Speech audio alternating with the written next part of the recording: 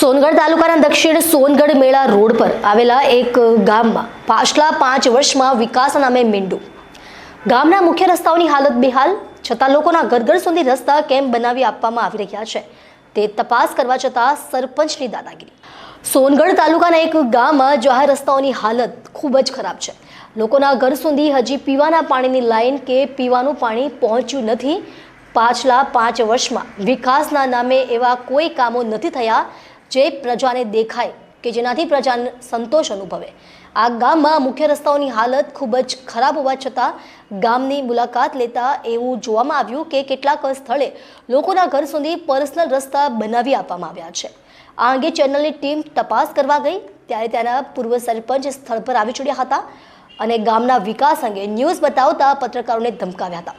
ત્યારે કોણ છે પૂર્વ સરપંચ અને જો એમણે કોઈ ભ્રષ્ટાચાર કર્યો નથી તો એમને મીડિયાથી આટલી બધી બીક કેમ લાગે છે? આ અંગે સંપૂર્ણ અહેવાલ જુઓ અમારા આવતા અંકમાં.